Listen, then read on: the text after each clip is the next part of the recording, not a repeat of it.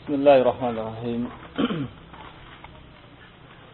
الحمد لله والصلاة والسلام على رسول الله وعلى آله وصحبه ومن والاه وأشهد أن لا إله إلا الله وحده لا شريك له وأشهد أن محمدا عبده ورسوله أما بعد فإن أصدق الحديث كلام الله وخير الهدي هدي محمد صلى الله عليه وعلى آله وسلم وشر الأمور محدثاتها وكل محدثة بدعة وكل بدعة ضلالة وكل ضلالة في النار. أخوان في الدين أرحمكم الله. Bab yang selanjutnya disebutkan oleh Imam Ibn Hibban rahimahullah dari kitab Rawdatul Uqala wa Nuzhatul Fudala adalah Zikrul Hassi ala Luzumit Tawadu'i wa Mujanabatil Kibri. Bab yang terkait dengan penyebutan anjuran untuk senantiasa bersikap tawadhu, rendah diri, dan menjauhi sikap sombong. Beliau rahimahullah ta'ala mengatakan, Anba'ana Abu Khalifah, telah mengkabarkan kepada kami Abu Khalifah, Qala haddatsana Musa ibn Ismail at-Tabuzaki al-Minqari. Beliau berkata telah menceritakan kepada kami Musa bin Ismail. Qala haddatsana Ismail ibn Ja'far. Ia berkata telah menceritakan kepada kami Ismail bin Ja'far anil Ala ibn Abdurrahman an abihi an Abi Hurairah. Dari Ala bin Abdurrahman, dari bapaknya, dari Abu Hurairah, semoga Allah tabaraka wa ta'ala meridainya. Qala, beliau berkata, qala Rasulullah sallallahu alaihi wa ala alihi wa sallam, ma naqasat sadaqatun min mal wala zadallahu 'abdan bi'afwin illa 'izza wala tawadha'a ahadun lillah illa rafa'ahu Allah.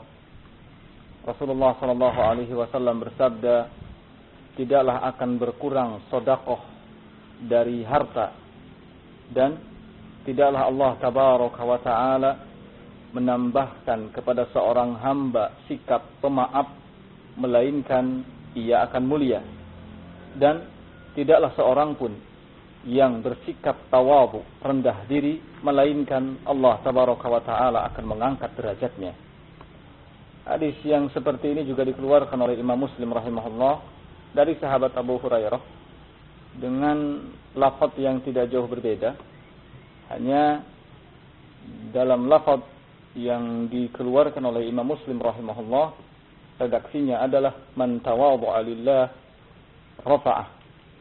Siapa saja yang bertawadhu, bersikap rendah diri karena Allah tabaraka wa taala, maka Allah akan mengangkat derajatnya. Karena itu wajib, kata Imam Abu Hatim Ibn Hibban, bagi setiap orang yang berakal untuk senantiasa memelihara sikap tawadhu, rendah diri, dan menjauhi sikap takabur, menjauhi sikap sombong. Karena sesungguhnya kesombongan adalah sesuatu yang akan mematikan hati, sehingga jika hati sudah mati, maka berbagai macam penyakit akan datang, seperti hasad, dengki, kemudian dendam, dan penyakit-penyakit hati lainnya yang sangat membahayakan.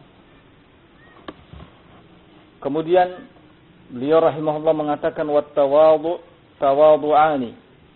Tawadhu itu terbagi menjadi dua bagian. Ahaduhuma mahmudun wal akhar mazmumun. Salah satunya terpuji dan yang lainnya tercela. Wat tawadhu'ul mahmud, adapun tawadhu yang terpuji adalah tarkut tatawuli ala ibadillah wal izra' bihim, meninggalkan sikap merasa tinggi atas hamba-hamba Allah tabaraka wa taala dan meremehkan mereka.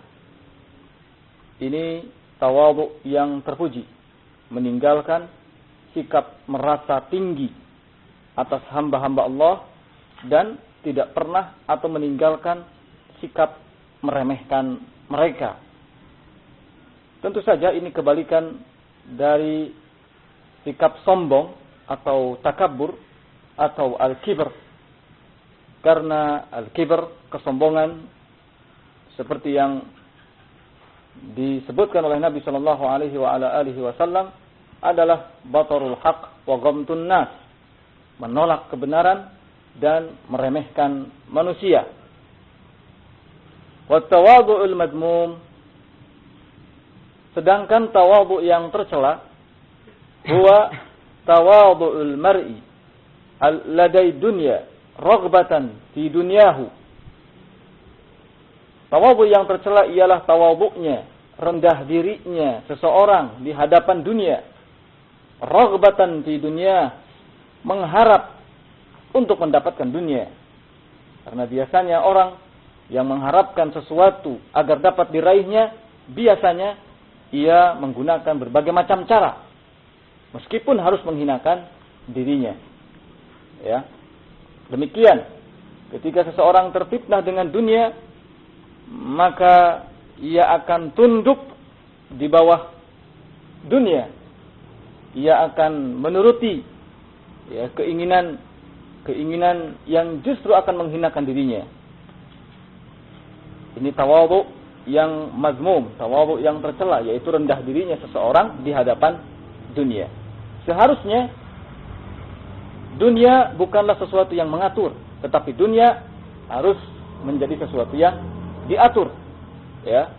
Kita seharusnya berada di atas dunia, bukan kita berada di bawah dunia. Qala wat-tawadhu'u lillahi jalla wa 'azza 'ala dharbayn. Bertawadhu, bersikap rendah diri karena Allah jalla wa 'azza, bentuknya ada dua. Ahaduhuma, salah satunya adalah tawadhu'ul abdi li rabbih 'indama ya'ti min at-ta'ati ghairu mu'jabin bi fi'lihi wala ra'in lahu 'indahu halatan yujibu biha asbabul wilayah illa an yakuna al-maula jalla wa 'azza huwa alladhi yatafaddala 'alayhi bidzalik wa hadha at-tawadhu huwa as-sababu ad-dafi' li nafsil 'ujbi 'ani at-ta'at. Bersikap rendah diri karena Allah jalla wa 'azza, di antaranya yang pertama adalah seseorang merendahkan dirinya di hadapan Rabb-Nya, yaitu ketika ia akan melakukan berbagai macam ketaatan-ketaatan. Kemudian, setelah ia mampu melakukan ketaatan-ketaatan, maka tidak terbetik dalam hatinya sedikit pun perasaan ujub terhadap apa yang telah dilakukannya. Ini adalah sesuatu yang harus kita jaga. Karena biasanya manusia terlalu cepat berbangga atas hasil jerih payahnya. Ya, biasanya manusia cepat merasa puas terhadap apa yang telah dilakukannya. Kalau seseorang merasa puas terhadap ketaatan yang telah dilakukannya, maka akan menyulitkan dirinya untuk melakukan ketaatan yang berikutnya. Tetapi kalau seseorang merasa tidak puas terhadap ketaatan-ketaatan, maka niscaya dia akan terus melakukan ketaatan tanpa batas. Mala nihayatalah. Karena itu, bentuk tawadhu karena Allah Azza wa Jal atau kepada Allah Azza wa Jal adalah tawadhu ketika melakukan ketaatan dan tidak merasa ujub terhadap apa yang telah dilakukannya. Juga tidak pernah nampak ada keinginan untuk selalu menjadi pemimpin.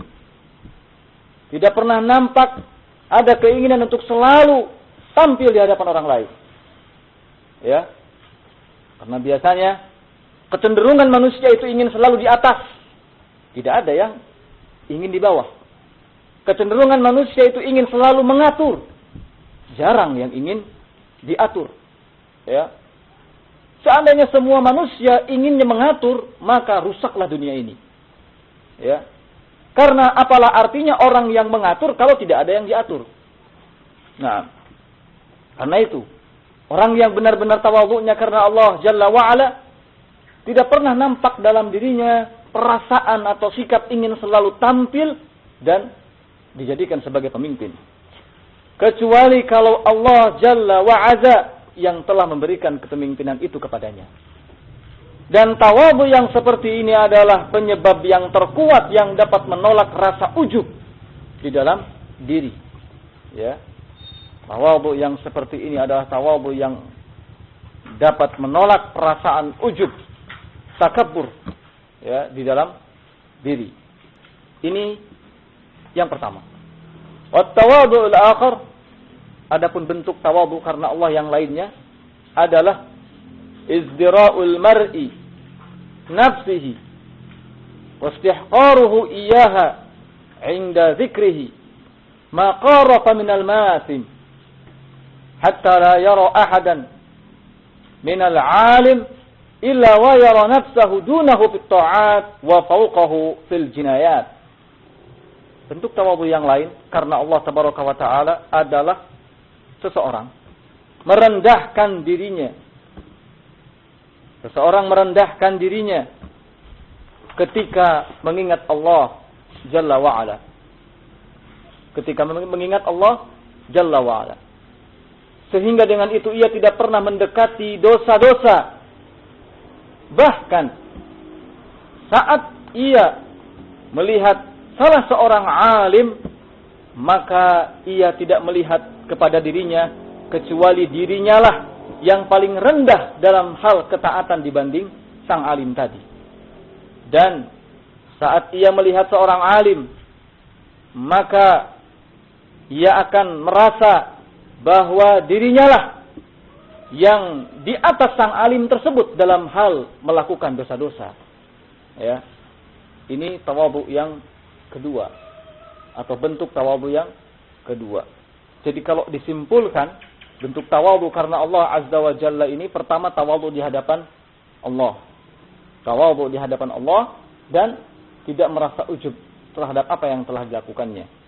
Serta tidak nampak perasaan ingin selalu mengatur atau menjadi pemimpin.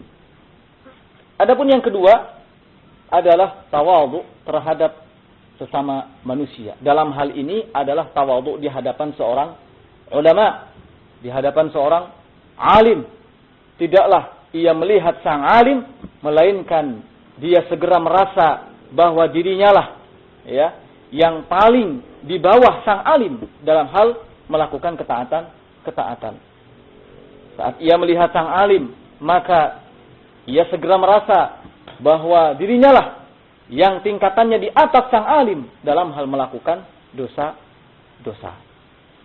Ini.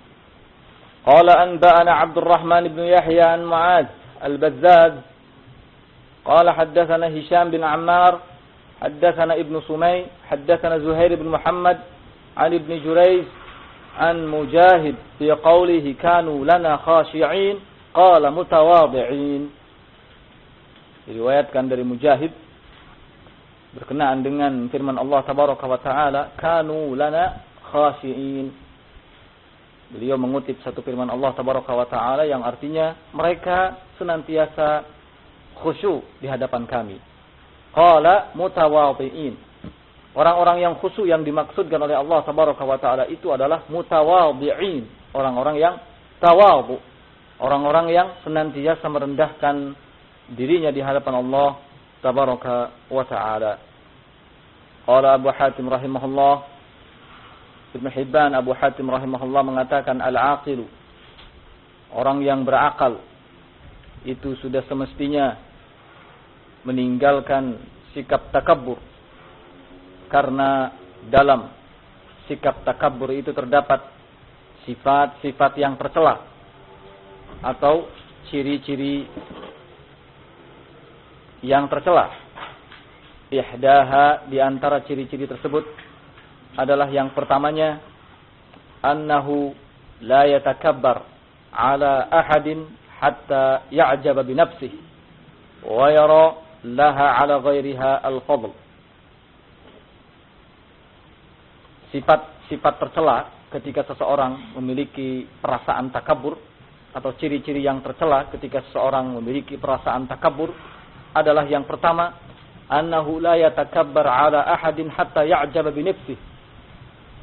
Dia tidaklah mempunyai perasaan takabur, merasa besar, merasa tinggi diri dari orang lain sehingga atau sampai timbul rasa ujubnya di dalam hati.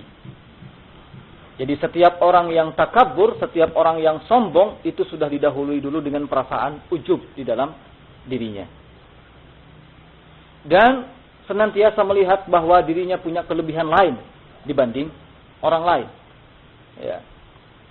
Kalau ada orang yang kondisinya seperti ini, maka berbahaya. Ya. Persahabatan, pertemanan, muamalah akan rusak jika ada orang-orang yang tipenya seperti ini. Karena jarang mereka yang memiliki sifat seperti ini mau untuk diajak kerjasama, untuk diajak ta'awun, ya, alal birri wa taqwa. Biasanya keinginannya selalu tinggi. Ia tidak mau untuk dimintai tolong, tetapi keinginannya selalu menyuruh dan meminta tolong kepada orang lain. Wasaniyah, kemudian ciri tercela yang kedua dari sikap takabur adalah izdira'uhu bil alim. Lianna man lam yastahkirin nas lam yatakabbar alaihim. Kedua adalah sikap meremehkan sang alim, sikap meremehkan ulama. Ya, ini adalah ciri tercela dari watak atau sifat takabur. Sebab biasanya orang yang tidak pernah menghinakan manusia, maka tidak akan pernah memiliki perasaan takabur atau sombong. Lain halnya dengan orang yang kebiasaannya selalu meremehkan manusia dan selalu meremehkan jerih payah mereka, ini biasanya sudah ada perasaan ujub atau takabur dalam dirinya. Wasalitsah, kemudian ciri tercela yang ketiga dari sikap takabur adalah munaza'atullah jalla wa ala fi sifatihi, idil kibriya wal uzmah min sifatillahi jalla wa ala, faman naza'ahu ihdahuma alqahu fin nar illa an yatafaddala alaihi bi afwih. Ketiga, munaza'atullah jalla wa ala fi sifatihi, mencabut sifat atau di antara sifat-sifat Allah azza wa jalla, menghapus, menghilangkan di antara sifat-sifat yang dimiliki oleh Allah azza wa jalla. Sebab al-kibriya, kebesaran, ya, kesombongan, wal uzmah, dan keagungan itu adalah bagian daripada sifat Allah azza wa jalla. Kalau seseorang kemudian merasa dirinya lah yang paling besar, dirinya lah yang paling agung, dirinya lah yang paling sombong, yang paling mulia, maka secara tidak langsung ia telah menggeser atau melepaskan sifat yang seharusnya milik Allah tabaraka wa taala ini. Ya, sebab al-kibriya, kebesaran, keagungan itu hanya milik Allah azza wa jalla. Dan ini sangat berbahaya sekali. Karena siapa saja yang melepaskan salah satu di antara sifat-sifat Allah jalla wa ala, maka Allah akan lemparkan dia ke dalam neraka. Kecuali bagi orang yang dapat ampunan darinya subhanahu wa ta'ala. Itu diantaranya 3 ciri tercela dari sikap atau watak takabur, sombong. Qala Abu Hatim radhiyallahu rahimahullah, berkata Abu Hatim bin Hibban rahimahullah, la yamtani min at-tawadhu ahadun wat-tawadhu yaqsibu as-salamah wa yurisu al-ulfah wa yarfa'ul hibda wa yadhhabu sadda wa thamratut tawadu al-mahabbah kama anna thamratal qana'ah ar-rahah. Kata Ibnu Hibban, tak ada seorang pun yang dapat atau terhalang dari memiliki sifat atau sikap tawadhu. Tak ada seorang pun terhalang dari memiliki sikap tawadhu. Siapapun di antara kita, ya, kalau betul-betul berusaha untuk menjaga hati, memperbaiki amalan, maka ia akan mampu untuk senantiasa bersikap tawadhu, berendah diri di hadapan Allah dan juga merendahkan dirinya di hadapan manusia, tidak ingin selalu dianggap yang paling tinggi. Tawadhu adalah sesuatu yang akan mendatangkan keselamatan dunia dan akhirat. Bukan saja di akhirat, tetapi keselamatan tersebut akan sangat nampak didapat bagi orang-orang yang senantiasa memiliki sikap tawadhu di dunia. Ya. Wa yurithul ulfah. Tawadhu akan mewariskan al-ulfah, kebersamaan, persatuan, kesatuan. Wa yarfa al-hiqd. Tawadhu akan menghilangkan perasaan-perasaan dengki. Tawadhu akan menghilangkan ganjalan-ganjalan dalam hati. Ya. Beda kalau semua orang memiliki perasaan kibr. Maka tidak akan pernah tercipta adanya persatuan dan kesatuan. Tidak akan pernah hilang yang namanya hasad. Tidak akan pernah hilang yang namanya ganjalan-ganjalan dalam hati. Karena masing-masing merasa besar diri. Masing-masing ingin selalu tampil. Saya. Ya, di hadapan yang lainnya. Nah, dan buah dari tawadhu adalah mahabbah. Buah dari seseorang memiliki sikap rendah diri adalah al-mahabbah, kecintaan. Jika masing-masing kita semua ini memiliki perasaan tawadhu, rendah diri terhadap teman-temannya, setelah berendah diri terhadap Allah tabaraka wa ta'ala, maka akan lahirlah kecintaan di tengah-tengah kita. Sebab kecintaan itu bukanlah sesuatu yang datang begitu saja, tidak bisa. Ya. Perasaan sayang, perasaan saling mencinta, perasaan saling menghormati adalah sesuatu yang diusahakan, bukan sesuatu yang datang begitu saja. Tidak. Ya. Karena syaitan juga memiliki andil besar untuk menyesatkan setiap manusia. Syaitan tidak menghendaki kalau semua manusia itu dalam keadaan bersaudara. Syaitan paling benci melihat ada orang-orang yang persaudaraannya sangat erat, melihat ada orang-orang yang kerjasamanya sangat kuat. Karena itu mereka para syaitan akan masuk berusaha untuk menghancurkan persatuan dan kesatuan mereka. Andai saja antar kita semua menjaga perasaan tawadhu, niscaya mahabbah itu akan datang. Niscaya kecintaan itu akan datang. Seperti halnya buah dari qanaah adalah ar-rahah. Qanaah itu mencukupkan diri dengan apa yang ada dari urusan-urusan dunia. Kalau seseorang perasaannya tidak pernah tersibukkan dengan dunia, maka tidak akan pernah ada perasaan tenang dalam hatinya. Beda dengan orang yang mencukupkan sesuatu yang ada. Ya. Dia merasa puas dengan apa yang telah diberikan oleh Allah tabaraka wa ta'ala meskipun kecil nilainya. Maka ketenangan itu akan ada dalam hati. Ya. Ketenangan itu akan ada dalam hati. Toh hidup ini bukan untuk dunia, tetapi hidup ini untuk beribadah kepada Allah tabaraka wa ta'ala.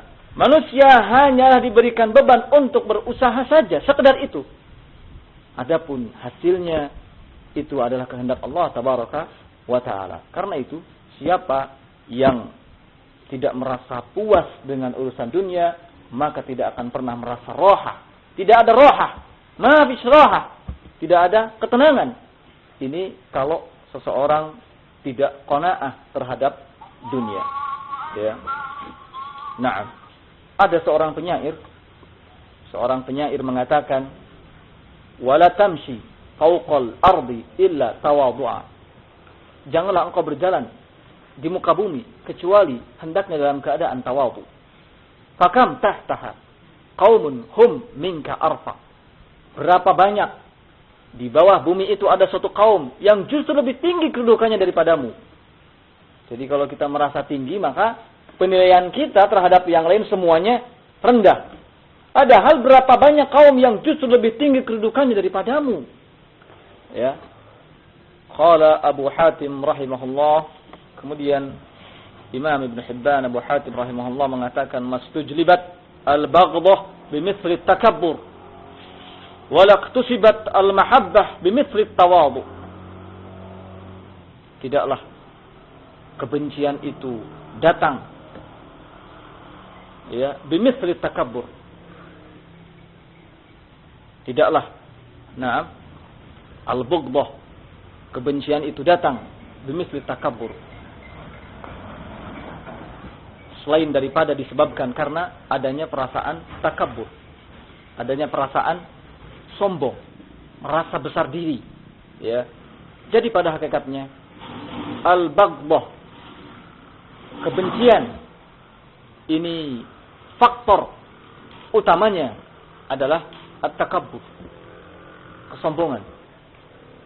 Dan tidaklah kecintaan itu dapat diraih kecuali dengan yang namanya at-tawadhu, ya, kecuali dengan yang namanya at-tawadhu, berendah diri. Fala aqilu, maka orang yang berakal, idza ra'a man huwa akbar sinnan minhu tawadha'a lahu. Orang yang berakal itu kalau melihat ada orang yang lebih tua darinya, tawadha'a lahu, maka ia merendahkan dirinya di hadapan yang tua itu. Jangan semua manusia itu dianggap sama. Ya. Yang 50 tahun kita anggap sama dengan pemuda yang 20 tahun ketika berjumpa, kemana aja loh? Dipukul, ditepak, ya. Seperti menyikapi anak muda. Tak bisa, enggak boleh seperti itu. Orang yang berakal, idza ra'a man huwa akbar sinnan minhu tawadha'a. Jika melihat yang lebih tua darinya, maka ia bertawadhu. Bertutur kata yang baik.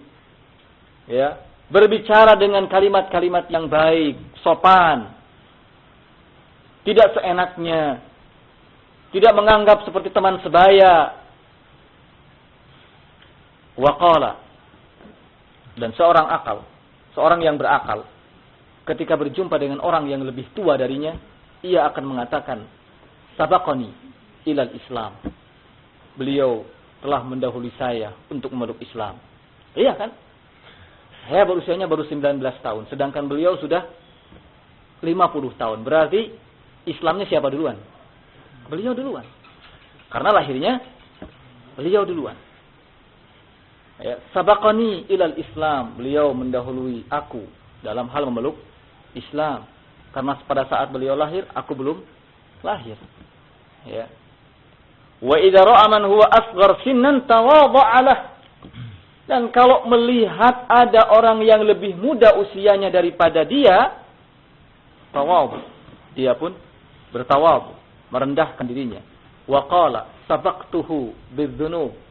Aku telah mendahului dia untuk melakukan dosa-dosa. Subhanallah, ya, kalimat yang sungguh mulia, kalimat yang ajib. Ajib, sabaqtuhu bidzunub. Aku telah mendahului dirinya untuk melakukan dosa. Hal tawadhu. Ya, ini rendah diri. Sehingga dengan itu ia akan berusaha, semakin bertambah umurnya, semakin giat pula ibadahnya. Karena khawatir dikatakan sebagai orang yang duluan melakukan dosa. Oke. Bagaimana kalau dikatakan anta sabiqun fid dzunub? Kau adalah orang yang sabiq fid dzunub. Yang paling utama, yang paling pertama. Pionir dalam hal melakukan dosa, wal iyadu billah. Ya. Wal iyadu billah. Wa idza ra'a man huwa mithlahu addahu akhan.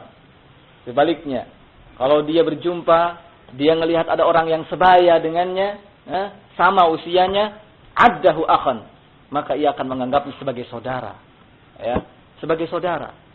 Memberikan apa yang ia sukai, kemudian juga membantu apa yang ia inginkan, ya.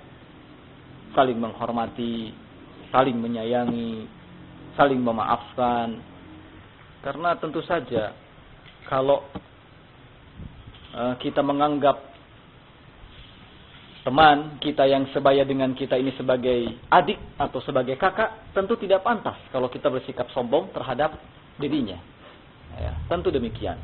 Kita cukupkan sampai di sini. Subhanallah wa bihamdihi asyhadu an la ilaha illa anta astaghfiruka wa atubu ilaik. Walhamdulillahirabbil alamin.